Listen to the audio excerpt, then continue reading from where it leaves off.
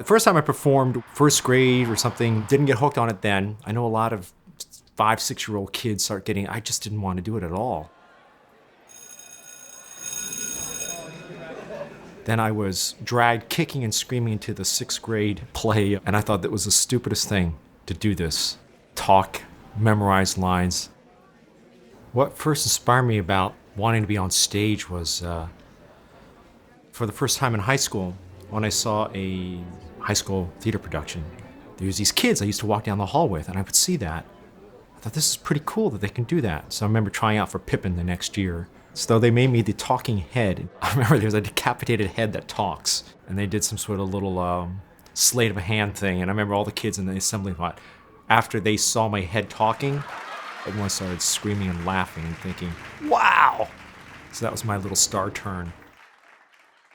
Tracing back to try to find where that first spark was, I was lucky enough to grow up with 10 brothers and sisters. Mom and Dad, my dad was in the Air Force. We had a 15-passenger Dodge van that we traveled around, and all we would do is sing.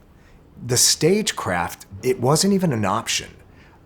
It wasn't even on my radar to be a performer on the stage until I went to high school. The interesting thing is, like any struggling high school student, my freshman year, I didn't know who I was.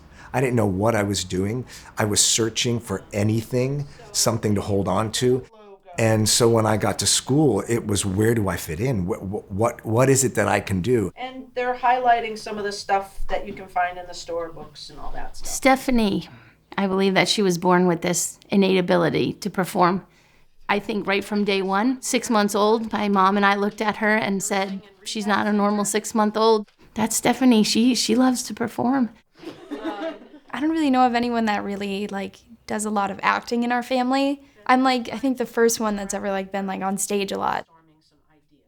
I think as outgoing and confident, she's very insecure in high school this year. I'm finding that she's a lot more insecure than I would have thought. So going from the middle school to high school was, I don't know, I felt like high school, everyone was so judgmental.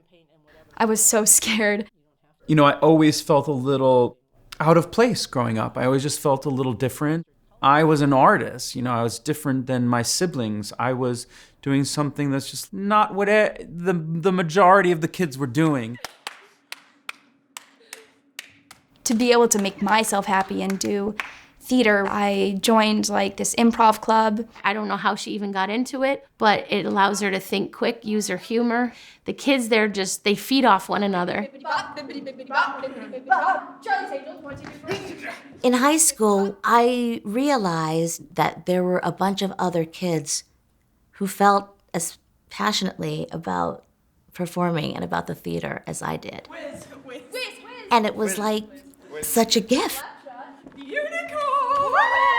There is something about the first day when all of these kids with like-minded interests find each other.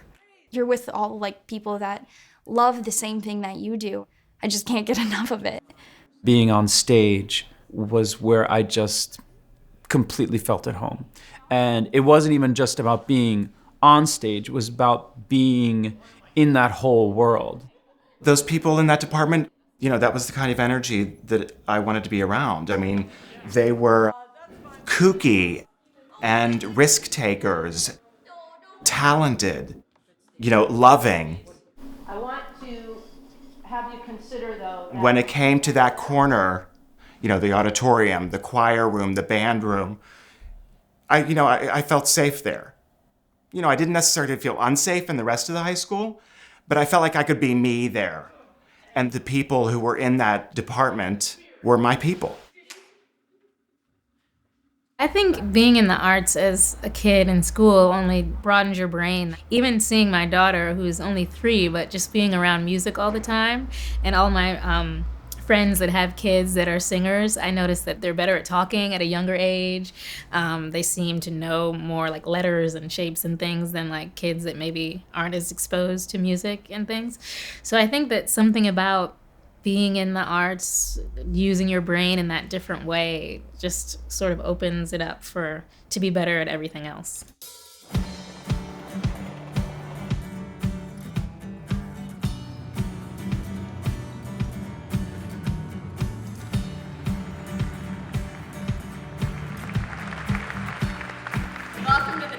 Thespian Festival.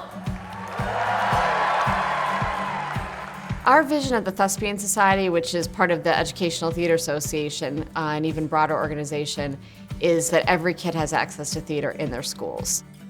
The society began in 1929 by 3 teachers in West Virginia, and the whole idea was that there were ways to recognize other achievements like academics or athletics, but there was no way to recognize achievements in theater or the arts.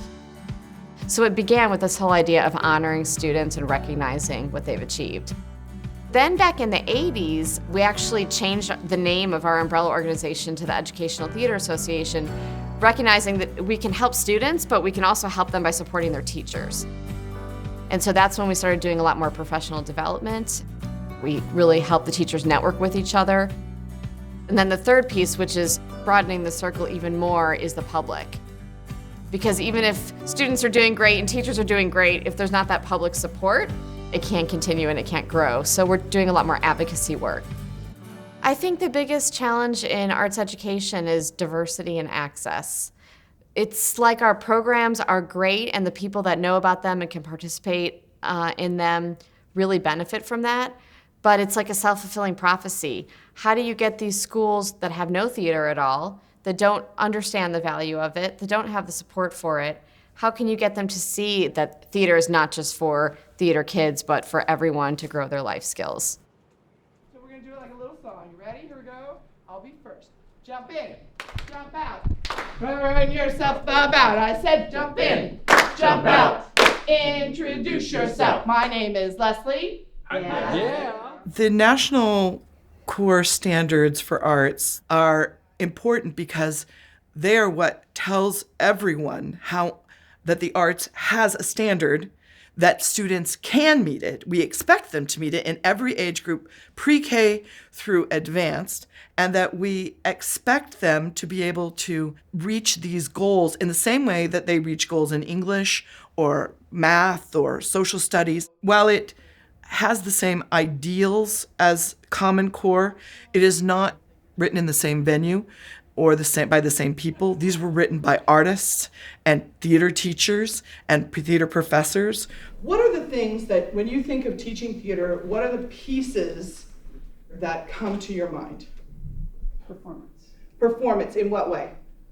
Presentation of knowledge. The ability to take what you've learned and present it for assessment. What are they going to learn, and how am I going to know that they have learned it? The point that we're trying to make is there is a place where every artist has to learn these particular pieces. Those skills are really sort of universal in all arts, the skills of creating, performing, responding, and we added this time connecting, which I think is really important. You are teaching those very important skills, like how to shake hands and look in someone's eye and introduce yourself, and how to be resilient, how to come up against something you can't solve and fall flat on your face, because it doesn't matter how many times you fail. It matters how many times you get up. These students who are learning these standards from teachers are able to actually succeed, not just in theater, but in creativity, in cooperation, in communication, and in critical thinking. They're able to really sort of become the human being that they have the potential to be. There's a tipping point right now where arts is either going to sort of disappear or it's going to just grow exponentially in education. And these standards are the tool that we need to push forward to a higher level of understanding in arts education. We're in such great need of it in our society. And we think we can throw it away and say it's not important anymore to do the arts, when in reality, it is at the core of who we are. I really don't know when it kicked in. By that I mean theater. So until I was well into high school, I just didn't act on it. Then all of a sudden they were doing a musical, and I auditioned. It was Annie Get Your Gun. I played Frank Butler. And I thought, oh, this is really great. I loved it. I was on a trajectory from that moment, like, oh, this is what I want to do.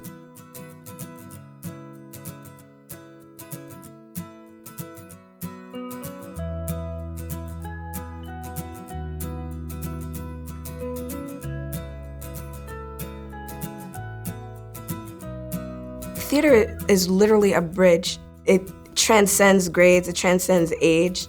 And that's just a beautiful thing because it was people that I never really would have found myself hanging out with. When I was a sophomore in high school, I did a production of Do Black Patent Leather Shoes Really Reflect Up? It was an amazing group of kids. We had that incredible theatrical bonding experience where you just became a unit.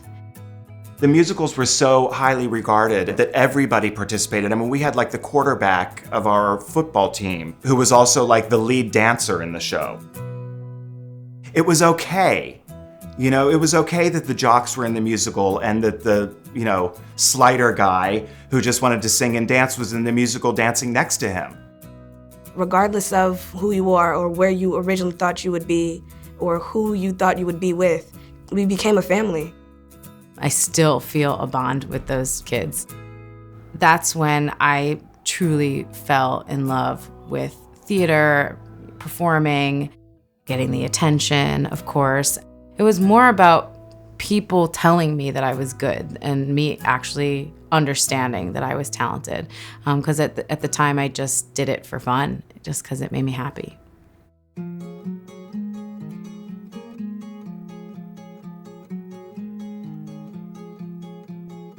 You know, I've had little moments of this that keep happening in my life where someone sees more in me than I see in myself. You see some people with great talents and sometimes multiple talents, whether it be in the arts or in sports or in math or in science or whatever, but sometimes they just don't have the confidence.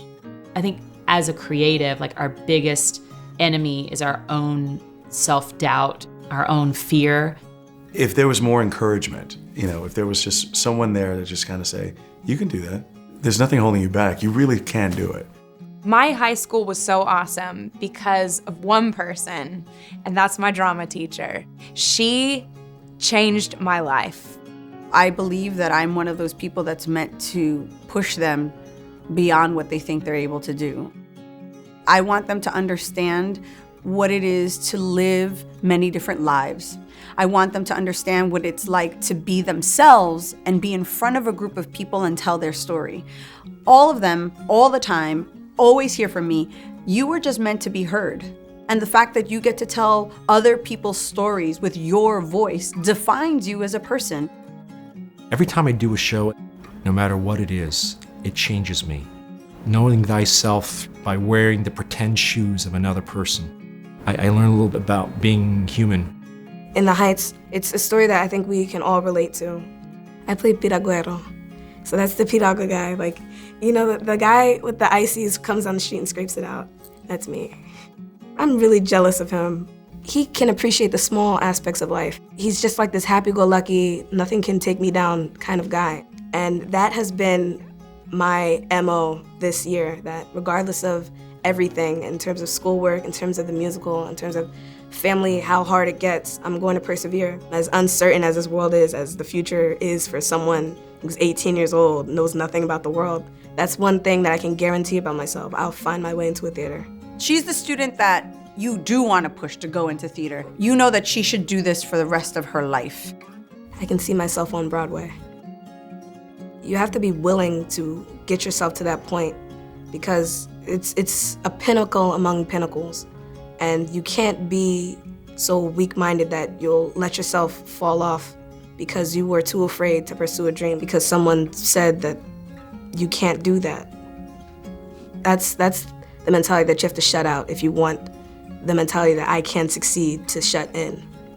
I can't wait to see what Hannah does in the future. I'm really excited about having her pursue her theater goals for the rest of the next 4 years in college.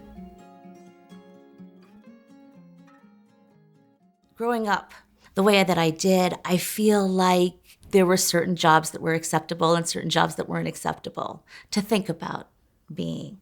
And so up until then, my standard answer was, I'm going to go to Brown and study theater arts and English.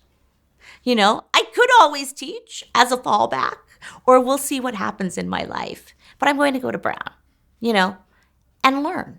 And I don't think anybody had a problem with that. You know, for my father, I think it meant a great deal to him that he had grown up basically in a sugarcane plantation and had managed to go to business college and get a really good job and make enough money to put me through an Ivy League school. For him to have a daughter who could say, I want to pursue the arts, it's a huge step. Neither one of my parents ever said to me, don't do it. They said, try. I mean, what's the worst that could happen?